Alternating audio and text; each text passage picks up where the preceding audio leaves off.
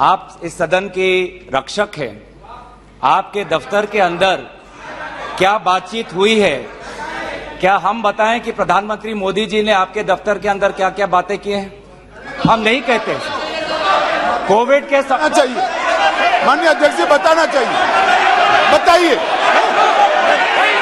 एक गंभीर आरोप है माननीय अध्यक्ष जी, बताइए।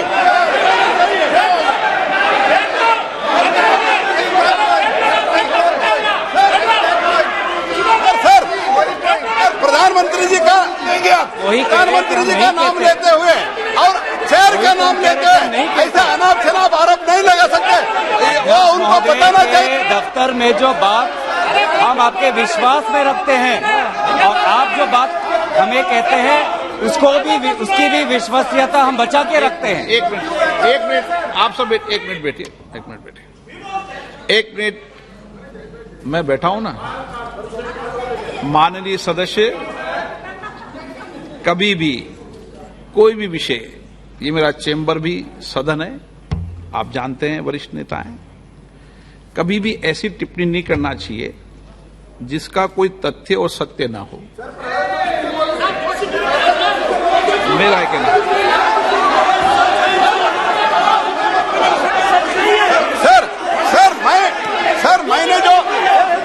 मैंने जो पब्लिक डोमेन में है सर, जो पब्लिक जो पब्लिक डोमेन में है, इन्होंने जो लेटर दिया है और प्रेस को भी कहा है, और प्रेस को भी कहा है सर, प्रेस के पास अनुभव होता है, प्रेस के पास भी सर इनका लेटर है सर, प्रेस पे चल रहा है। उसके बारे में मैंने पूछा, मैंने कुछ सीक्रेट नहीं पूछा, सीक्रेट इनका जो सीक्रेट है मैंने नहीं पूछा, लेकिन इन्होंने क्या बता रहे हैं माननीय प्रधानमंत्री जी का नाम लेके शेयर कर गरिमा और एक संसद की, उनको पता है, वो बोलने तो हम भी चर्चा के लिए तैयार है, लेकिन ऐसा अनाप शनाप आरोप नहीं लगा सकते हैं। अगर मंत्री महोदय अगर ये ऐसा नियम शुरू करना चाहते हैं कि सदन आपके दफ्तर में जो बात होती है उसको बाहर उजागर करना चाहेंगे तो बात हम भी रख सकते हैं सर, हम भी उल्टा बात रख सकते हैं अंदर के।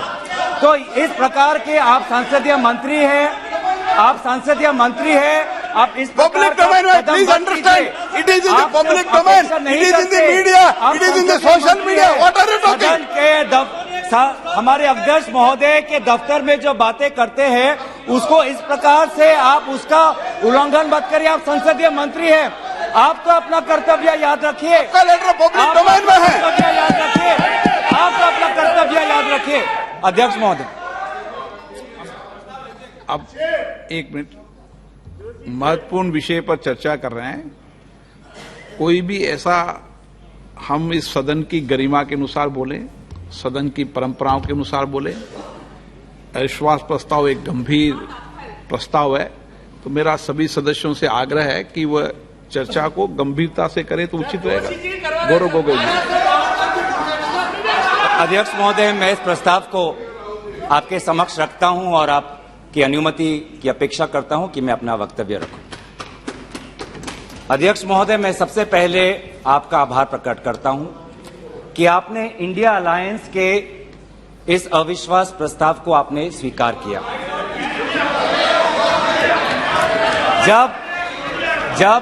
जब आपने पूछा कि इस अविश्वास प्रस्ताव के समर्थन में कौन कौन खड़ा है, तो मैं इस मंच से हमारे सारे इंडिया अलायंस दलों के सांसदों को मैं धन्यवाद और आभार प्रकट करता हूं। सर, ये अविश्वास प्रस्ताव हमारी मजबूरी है, ये हमारी मजबूरी है कि हम अविश्वास प्रस्ताव हमें लाना पड़ा, क्योंकि ये बात कभी भी संख्या की नहीं थी, ये बात हमेशा इंसाफ की थी, मणिपुर के इंसाफ की। आप पहले प्रस्ताव रख दो आप पहले। सर, प्रस्ताव मैंने आपसे अनुमति मांगा, मैं प्रस्ताव आगे करता हूं। मैंने शुरुआत में उनकी अनुमति मांगी। ये इंसाफ मणिपुर की है, मणिपुर के लिए है, इंसाफ है। मैं पढ़ूं महोदय, मैं निम्नलिखित प्रस्ताव पेश करता हूं कि ये सभा मंत्री परिषद में विश्वास का भाव व्यक्त करती है। सर, अध्यक्ष महोदय, ये अविश्वास प्रस्ताव मणिपुर के लिए हम लाए हैं, इंडिया अलायंस, क्योंकि मणिपुर आज इंसाफ मांगता है। मणिपुर का युवा इंसाफ मांगता है, मणिपुर की बेटी इंसाफ मांगती है, मणिपुर के किसान इंसाफ मांगते हैं, मणिपुर के छात्र इंसाफ मांगते हैं। और मार्टिन लूथर किंग ने कहा है, मार्टिन लूथर किंग ने कहा है कि अगर कहीं भी नाइंसाफी हो तो वो हर जगह के लिए इंसाफ का खतरा बन सकता है। Injustice anywhere is a threat to justice everywhere. तो ये जो घटनाएं मणिपुर में हो रही है, इसको ये हम ना समझे कि उत्तर पूर्वांचल के किसी कोने में हो रहा है, ये भारत में हो रहा है सर। अगर मणिपुर जल रहा है तो भारत जल रहा है, अगर मणिपुर में आग लगी है तो भारत में आग लगी है, अगर मणिपुर विभाजित हुआ है तो भारत विभाजित हुआ है। तो आज हम सिर्फ मणिपुर की बात नहीं कर रहे, हम भारत की बात कर रहे हैं। सर, हमारी मांग स्पष्ट थी कि देश के मुखिया होने के नाते प्रधानमंत्री सदन में आए, अपनी बात रखे, अपनी संवेदना प्रकट करे और उस पर सारे पार्टी समर्थन दे और मणिपुर को एक संदेश जाए कि इस दुख की घड़ी में पूरा सदन मणिपुर के साथ है, हम मणिपुर में शांति चाहते हैं। यह हमारी अपेक्षा थी, यह हमारी अपेक्षा थी। लेकिन अफसोस की बात है कि ऐसा नहीं हुआ। प्रधानमंत्री महोदय ने एक मौन व्रत लिया कि सदन में ना लोकसभा में कुछ बोलेंगे ना राज्यसभा में कुछ बोलेंगे, और इसीलिए अध्यक्ष महोदय ये नौबत आनी पड़ी कि हम अविश्वास प्रस्ताव के द्वारा प्रधानमंत्री मोदी जी का मौन व्रत हम तोड़ना चाहते हैं। सर, साफ साफ 3 सवाल है प्रधानमंत्री महोदय से। सवाल पहला कि आज तक वो मणिपुर क्यों नहीं गए? राहुल जी गए, इंडिया अलायंस के विभिन्न पार्टीज गए, गृह मंत्री जी गए, एमओएस होम गए, पर देश के मुखिया होने के नाते प्रधानमंत्री मोदी जी क्यों नहीं गए? यह है सवाल पहला। सवाल दूसरा कि लगभग 80 दिन क्यों लगे प्रधानमंत्री मोदी जी को मणिपुर पे कुछ बोलने के लिए, और जब बोले तो सिर्फ 30 सेकंड के लिए बोले, और उसके पश्चात आज तक भी प्रधानमंत्री मोदी जी की तरफ से ना कोई संवेदना का शब्द, ना कोई शांति की याचना। मंत्री मंडल बोल रहे हैं कि हम बोलेंगे, हम बोलेंगे। आप बोलें, आपको किसी ने नहीं रोका, लेकिन प्रधानमंत्री मोदी जी एक प्रधानमंत्री होने के नाते उनके शब्दों में जो महत्व है वो किसी मंत्री के शब्दों में नहीं है। माफ कीजिएगा, प्रधानमंत्री मोदी जी अगर प्रधानमंत्री होने के नाते एक शांति की पहल करें, उस कदम में जो ताकत है वो किसी मंत्री या किसी सांसद में वो ताकत नहीं है, एक प्रधानमंत्री होने के नाते। सवाल हमारा तीसरा कि प्रधानमंत्री जी ने आज तक मणिपुर के मुख्यमंत्री को बर्खास्त क्यों नहीं किया? आपने गुजरात में जब निर्वाचन आए, गुजरात में जब आपको अपनी राजनीति करनी थी तो गुजरात में मुख्यमंत्री बदल दिए, एक बार नहीं 2 बार। उत्तराखंड में निर्वाचन आ रहे थे तो उत्तराखंड में 1 बार, 2 बार, 3 बार, 4 बार शायद आपने मुख्यमंत्री बदल किए। त्रिपुरा में निर्वाचन आए तो त्रिपुरा में भी आपने निर्वाचन आपने से पहले आप मुख्यमंत्री को बदला। मणिपुर के मुख्यमंत्री में ऐसा क्या आपने विशेष आपका आशीर्वाद आप दे रहे हैं जिन्होंने खुद कबूल किया है कि आज मेरे कारण एक इंटेलिजेंस फेलियर हुआ है? ये 3 सवाल हैं सर, और शायद इन 3 सवालों का 3 उत्तर भी है। प्रधानमंत्री मोदी जी मणिपुर पर क्यों मौन हैं? शायद उस प्रश्न का उत्तर भी 3 है। पहला उत्तर कि प्रधानमंत्री मोदी जी को कबूल करना पड़ेगा कि उनकी डबल इंजन की सरकार, उनकी सरकार मणिपुर में व्यर्थ हो गई है, विफल हो चुकी है। इसीलिए आज मणिपुर में 150 लोग मरे, लगभग 5,000 घर जलाए गए, लगभग 60,000 लोगों आज शिविर में हैं, लगभग 6,500 FIR है। और मुख्यमंत्री, प्रदेश के मुख्यमंत्री होने के नाते जो एक संवाद का वातावरण बनाना चाहिए था, जो एक शांति, अमन और सद्भावना का एक वातावरण जो बनाना चाहिए था, आज उन्होंने सिर्फ मई महीने से नहीं, पिछले 2-3 सालों से ऐसे कुछ भड़काऊ उन्होंने कदम लिए हैं जो आज समाज के बीच में तनाव पैदा हो गया है। आज हम मणिपुर गए हैं। क्या मणिपुर में यह सबसे पहला हिंसा हुआ है? नहीं। क्या उत्तर पूर्वांचल में यह सबसे पहला हिंसा हुआ है? नहीं। इससे पहले भी हुए हैं, मणिपुर में भी हुए हैं। मैं खुद उत्तर पूर्वांचल का हूं, मैं खुद जिम्मेवारी से कहता हूं कि हुए हैं। लेकिन पहली बार, अरे आप में से तो कोई गया भी नहीं, आप क्या जानेंगे? पहले जाओ और फिर हमें परामर्श दो। पहले आप लोग जाओ। सर, हम गए और बहुत दुख हुआ कि हमने समाज में 2 वर्गों के बीच ऐसा बंटवारा, समाज के 2 वर्गों के बीच हृदय में इतना आक्रोश, इतना गुस्सा हमने पहले कभी नहीं देखा।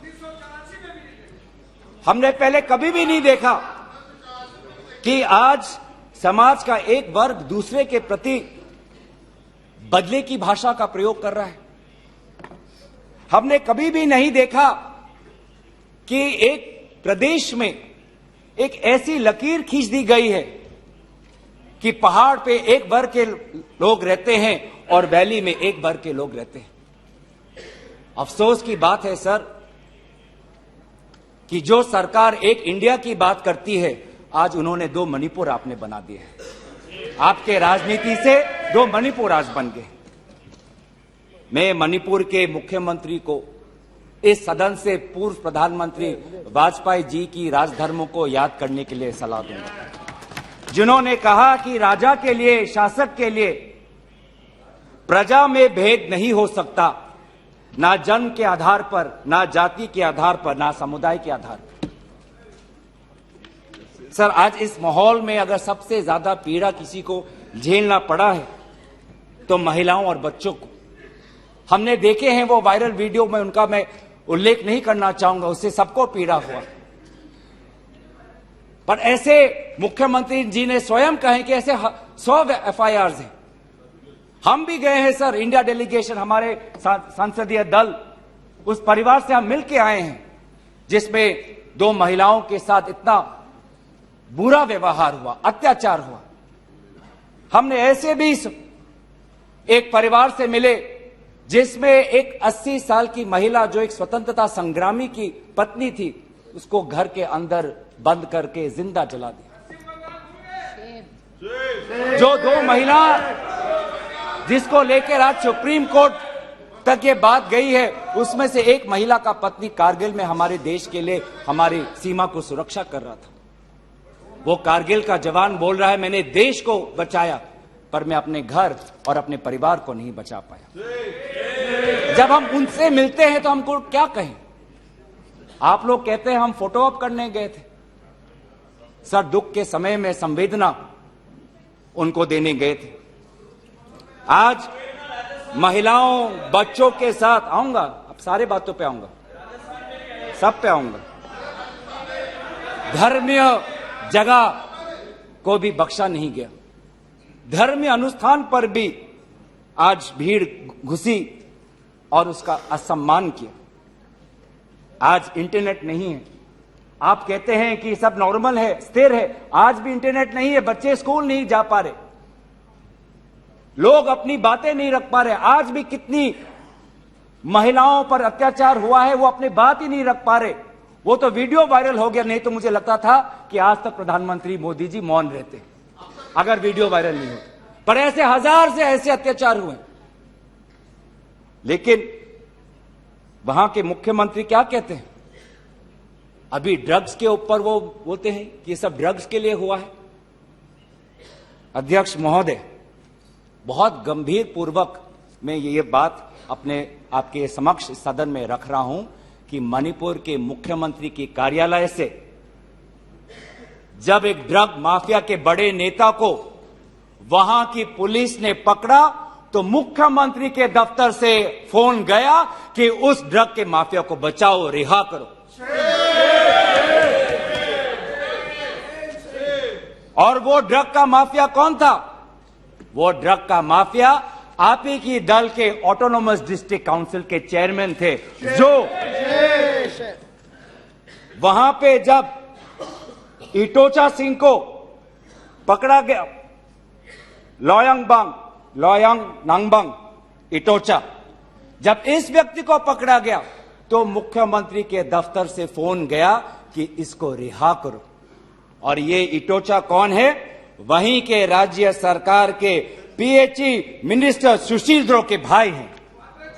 आज ये इन सरकार राज्य में ड्रग्स की बात करते हैं, ड्रग्स के साथ मुख्यमंत्री महोदय के दफ्तर का ताल्लुकात है।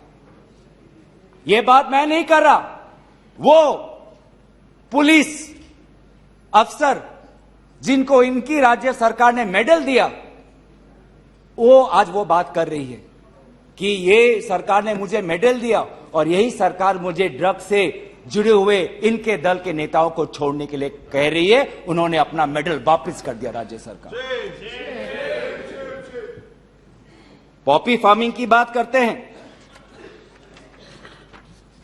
आज आपका ही narcotics and affairs of border NAB ये कहता है the scale of poppy plantation in Manipur has spread across 15,400 acres of land in the hills between 2017 and 2023। 2017 में आपकी सरकार आई थी।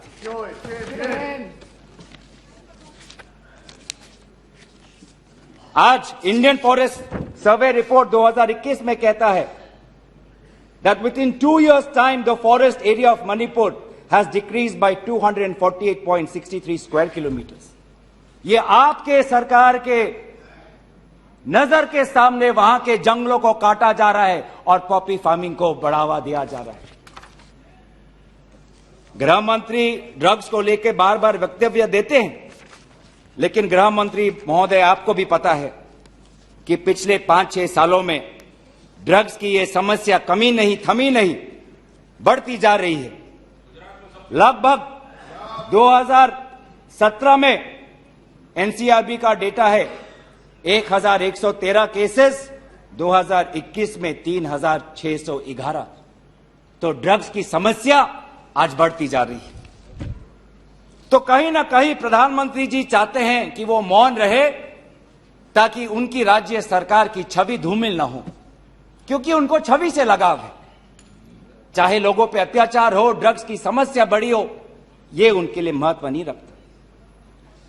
पर जैसे कि मैंने कहा कि उनके मौन रहने का कारण 3 है, अभी तो मैंने सिर्फ एक कारण का उजागर किया। और दूसरा कारण यह है, और बहुत मैं सम्मानपूर्वक ये बात कहना चाहता हूं, दूसरा कारण प्रधानमंत्री मोदी जी का मौन रहने का यह है कि आज भारत केंद्र सरकार का गृह विभाग और राष्ट्रीय सुरक्षा सलाहकार आज विफल हुए हैं। क्या हो रहा है मणिपुर में? 5000 से ज्यादा हथियार आज लोगों के हाथों में है। लगभग 35 पुलिस स्टेशंस में भीड़ वहां जाकर वहां से हथियार अपने साथ ले जाते हैं। कभी आप जितने भी राज्यों का आपने जो उजागर किया है, कभी ऐसी स्थिति देखी है कि 2 महीनों में एक भीड़ पुलिस थाने में जाकर, पुलिस ट्रेनिंग कॉलेज में जाकर वहां पे जो हथियार है वो लेके जाती है? क्या क्या हथियार ले गए हैं? क्या क्या हथियार लूट के ले गए हैं? INSAS rifle, AK-47, light LMG light machine gun, self loading rifle, SMC, motor, grenade, bullet proof jacket, 6 lakh ammunition, 6 lakh गोलियां आज लोगों के बीच में है। कि ये राष्ट्रीय सुरक्षा का मामला नहीं है? कहां है राष्ट्रीय सुरक्षा सलाहकार?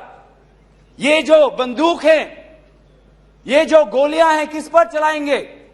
ये गोलियां हमारे भारतीय सेना के नौजवानों पे चलाएंगे। ये गोलियां मणिपुर के पुलिस पर चलाए जाएंगे। ये गोलियां मणिपुर के निहत्थे लोगों पर बरसाए जाएंगे। क्या क्या आपने आज ये जो हथियार है सिर्फ मणिपुर तक सीमित नहीं रहेंगे सर। लगभग ये जो 6 लाख एम्यूनिशन है, गोला बारूद है, AK-47, ये तो युद्ध के हथियार है, ये युद्ध के अस्त्र है। ये सिर्फ मणिपुर तक नहीं सीमित रहेंगे, ये आज उत्तर पूर्वांचल में भारत के अलग अलग जगह में ये हथियार जाएंगे और भारत के समाज को आज अशांति का वातावरण बनाएंगे। तो क्या कर रहे हैं आप? आज दुख की बात है कि अभी मुख्यमंत्री पहले तो समाज पर दोष ठहरा रहे थे, अब मुख्यमंत्री, मणिपुर के मुख्यमंत्री केंद्र सरकार और असम राइफल्स पे आज निशाना साध रहे हैं। आज ही हमें सुनने में मिला कि असम राइफल्स, जिसको जिम्मेवारी दी गई है देश को, लोगों को बचाने के लिए, उनको हटाया जा रहा है। मुख्यमंत्री के घर के जो विधायक हैं, मैं उनका नाम नहीं लूंगा, वो पूछते हैं कि इतने हथियार कहां से आए, क्या कर रही है केंद्रीय शासित सुरक्षा दल। यह असम राइफल्स किसके अनुसार काम करता है? यह असम राइफल्स गृह विभाग के मंत्रालय से इनको निर्देश दिया जाता है। तो एक ऐसी व्यवस्था बन गई है मणिपुर में कि मणिपुर के पुलिस आज असम राइफल्स के जवान पर उंगली उठा रहे हैं, असम राइफल्स के जवान आज मणिपुर के पुलिस पर उंगली उठा रही है। ये बना है 21वीं सदी के भारत में। ऐसे हम समाधान कर रहे हैं पिछले 3 महीनों से।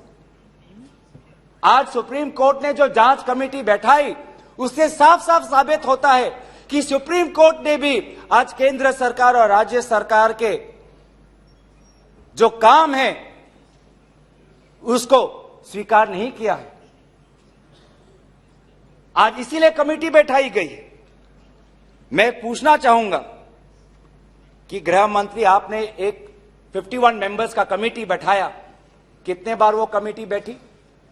आप 3 दिन थे, आप वहां पे गए, 51 आपने एक पीस कमेटी बैठाई, अच्छी बात है, लेकिन वो कमेटी आज तक असफल रही।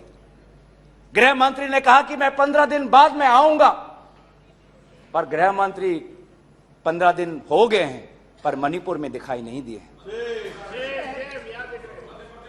जब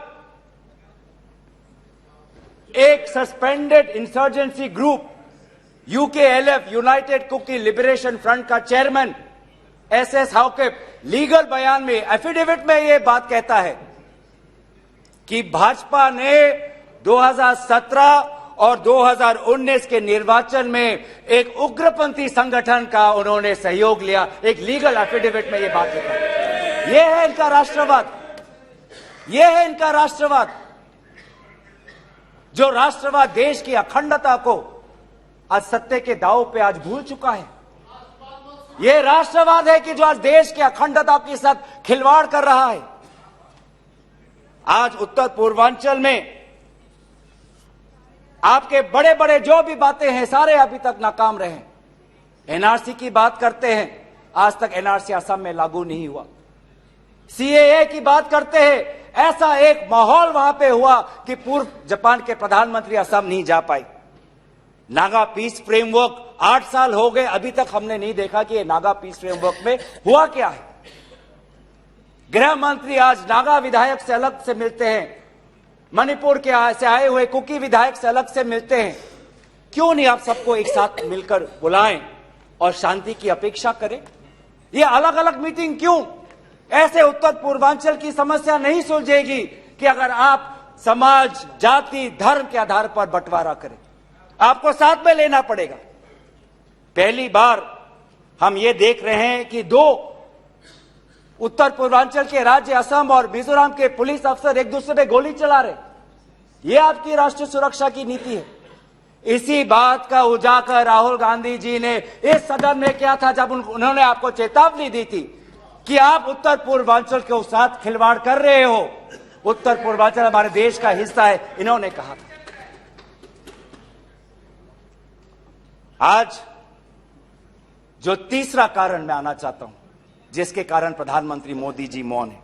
पहला, उनकी राज्य सरकार विफल थी। दूसरा, उनका गृह विभाग और राष्ट्रीय सुरक्षा सलाहकार विफल रहे। और तीसरा, प्रधानमंत्री मोदी जी के मौन रहने का कि वो अपनी भूल कबूल करना नहीं चाहते। अगर वो बोले तो कि उनकी चूक हुई है राज्य सरकार से, तो ये भूल वो कभी जनता के सामने कबूल नहीं करना चाहते, मौन रहना पसंद करते हैं। और ये पहली बार नहीं हुआ है, ये पहली बार नहीं हुआ है जब भारत के स्वर्ण पदक लाने वाले कुश्ती के महिला खिलाड़ी जब सड़क पे जब विरोध कर रहे थे तो प्रधानमंत्री मौन थे। जब 750 किसान आंदोलन पे उनकी जीवन गई, बलिदान दिया, शहीद हुए, तो प्रधानमंत्री मौन थे। जब 2020 में दिल्ली में रायट्स हुए, दंगे हुए, पर विदेश के एक सरकार के नेता आए थे, उस समय भी प्रधानमंत्री मौन थे। जब अडानी पर इसी सदन में राहुल गांधी जी ने प्रधानमंत्री मोदी जी से सवाल किया कि कितने बार अडानी जी एक विशेष कंपनी को प्रधानमंत्री के साथ जाने पर उनको सुविधा हुआ, तो प्रधानमंत्री मोदी जी मौन थे। जब हम बार बार पूछते हैं,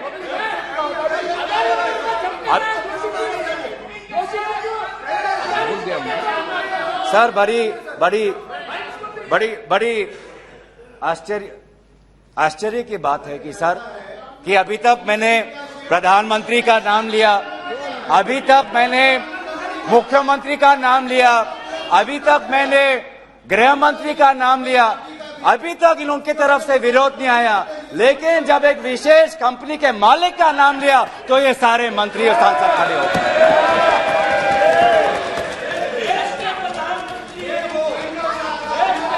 किसकी सरकार है सर? ये किसकी सरकार है? जब चीन पर हमने सवाल किया, चीन पर आप पूछे, मैं चीन पर आता हूं, जब चीन पर हमने सवाल किया कि चीन हमारे सीमा के अंदर कितने किलोमीटर पर है, तो प्रधानमंत्री मोदी जी मौन रहे। प्रधानमंत्री मोदी जी ने G20 के बाली समिट में प्रेसिडेंट शी जिनपिंग के साथ क्या बातचीत की, उनके विदेश मंत्रालय ने इसको छुपाने की कोशिश की, लेकिन जब चीन के विदेश मंत्रालय से बात आई तो भारत सरकार के विदेश मंत्रालय ने खुद कबूल किया कि हाँ, हमने ये बात छुपाई थी कि बहुत संवेदनशील बातें प्रधानमंत्री मोदी जी ने शी जिनपिंग के साथ बाली में किया। हम पूछना चाहते कि क्या बातें की आपने, क्या समझौता हुआ, क्या बताएंगे? विदेश मंत्री ने कुछ दिन पहले हम सबके समक्ष एक स्टेटमेंट रखा, पर उस स्टेटमेंट पर भी बाली में प्रधानमंत्री मोदी जी और प्रेसिडेंट राष्ट्रपति शी जिनपिंग के बीच में क्या बात हुई, इन्होंने उजागर नहीं किया। आप चीन की बात करते हैं, तो प्रधानमंत्री मोदी जी जब जम्मू कश्मीर के पूर्व राज्यपाल ने कहा कि उन्होंने प्रधानमंत्री को फोन किया था, तो पूर्व ये राज्यपाल ने क्या कहा कि उनको चुप रहने का सलाह उनको मिला। प्रधानमंत्री मोदी जी मौन रहे। जब पूर्व एक राज्यपाल ने कहा कि हमने सुरक्षा मांगी थी हमारे पुलवामा के जवानों के लिए, लेकिन हमको कोई सुरक्षा नहीं मिली, जब ऐसा गंभीर बात एक पूर्व राज्यपाल, आपकी ही चुनी हुई राज्यपाल ने रखा, तो प्रधानमंत्री मोदी जी मौन रहे। जब कोविड में सेकेंड वेव में लोग के सांसों में, फाफड़ों में ऑक्सीजन नहीं था, तब प्रधानमंत्री पश्चिम बंगाल में वोट मांग रहे थे। जब मणिपुर में महिलाओं पर अत्याचार हो रहा था, तो प्रधानमंत्री जी कर्नाटक में वोट मांग रहे थे। ये कैसा राष्ट्रवाद है?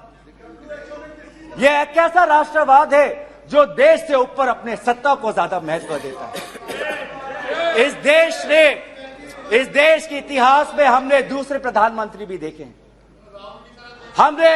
हमने ऐसे भी प्रधानमंत्री देखे हैं जिन्होंने उत्तर पूर्वांचल और भारत की संवेदना को समझा।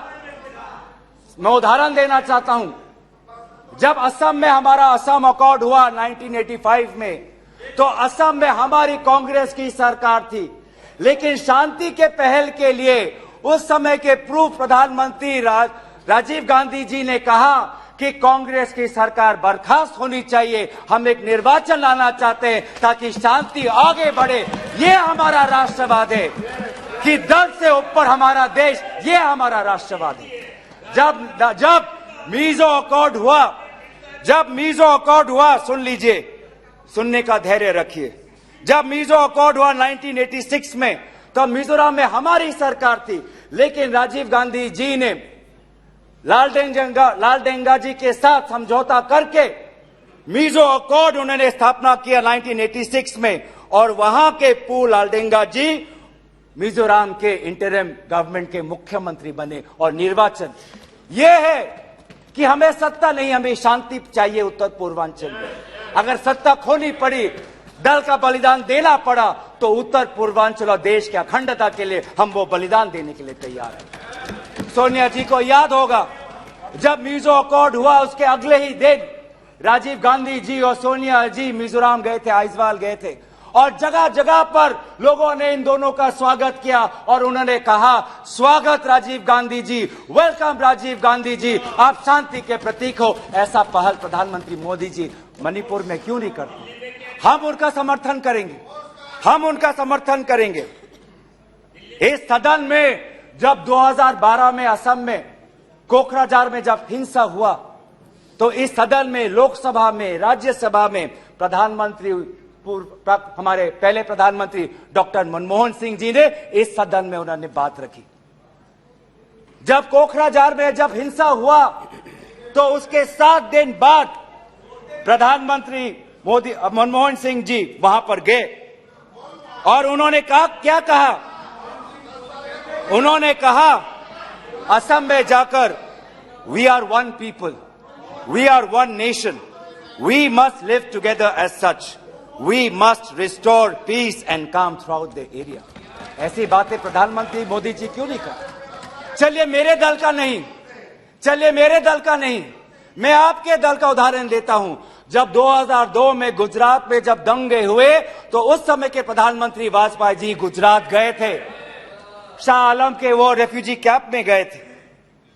तो सीधा सीधा सर, मैं प्रधानमंत्री जी से 3 में हमारी याचना है, 3 हमारे याचना है। याचना 1 कि वो सदन में आकर अपनी बात रखे, लोकसभा में आए और राज्यसभा में भी जाएं, लोकसभा में भी आए और राज्यसभा में भी जाए। हमारी याचना दूसरा कि वो मणिपुर जाए और पूरे पार्टी को लेके जाए। ये बात हमने सदन के प्रारंभ होने से भी पहले कहा था कि अगर प्रधानमंत्री पूरा मणिपुर को में एक ऑल पार्टी डेलीगेशन लेके जाएंगे तो हम सब उसमें शामिल होंगे। और हमारा तीसरा ये याचना है कि मणिपुर के विभिन्न समाज सेवक संगठनों को बुलाकर एक मीटिंग करिए, शांति का एक पहल रखिए। लेकिन प्रधानमंत्री क्या कर रहे हैं?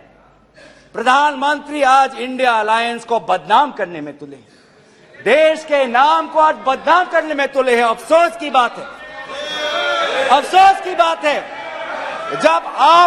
जब आप पॉपुलर फ्रंट ऑफ इंडिया की बात करते हैं, इंडिया मुजाहिदीन की बात करते हैं, ईस्ट इंडिया कंपनी की बात करते हैं, तो हम इंडियन इंस्टीट्यूट ऑफ टेक्नोलॉजी की बात करते हैं, हम इंडियन स्पेस रिसर्च ऑर्गेनाइजेशन की बात करते हैं, हम इंडियन पुलिस फोर्स की बात करते हैं, हम इंडियन एयरफोर्स की बात करते हैं। आप जब इंडिया को बदनाम करते हैं तो हमें तो भारत का तिरंगा दिखता है, जहां पे गेरुआ है, सफेद है, हरा है और बीच में अशोक का चक्र है। आज नफरत एक हथियार बन चुका है, नफरत एक हथियार बन चुका है वोट जीतने के लिए। वो चाहे मणिपुर में हो, वो चाहे हरियाणा में हो, वो चाहे कर्नाटक में हो, वो चाहे मध्य प्रदेश में हो। आप जितना भी नफरत फैलाएं, आप जितना भी नफरत फैलाएं, हमने राहुल जी के नेतृत्व में भारत जोड़ो यात्रा किया है। आपके नफरत के बाजार में हम जगह जगह पे मोहब्बत का दुकान खोलेंगे।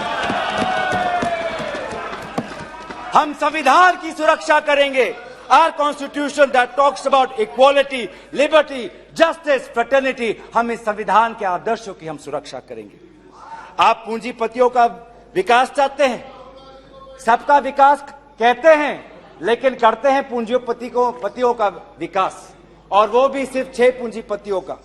आज भारत में एक ऐसा हमने व्यवस्था देखा है कि 6 कंपनियों के पास आज 25% पोर्ट है, 45% सीमेंट प्रोडक्शन है, 33% स्टील प्रोडक्शन है, 60% टेलीकॉम प्रोडक्शन है, 45% कोल प्रोडक्शन है। यह है आपका विकास का मॉडल, यह है आपका विकास का मॉडल। मैं उस कंपनी का नाम नहीं लूंगा जिससे आप उत्तेजित हो जाते हैं, लेकिन दूसरे कंपनी को तो नाम ले सकता हूं। यह कैसा प्रक्रिया है सर? ये कैसा कॉम्पिटेटिव इकोनॉमी बना रहे हैं?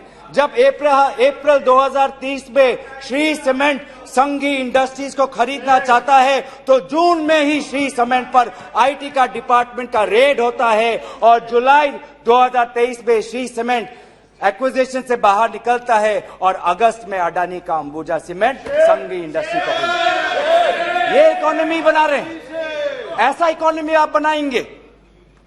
हम चाहते हैं पूंजीपतियों का विकास नहीं, हम चाहते हैं कि किसान का विकास हो जिससे राहुल जी मिले हैं।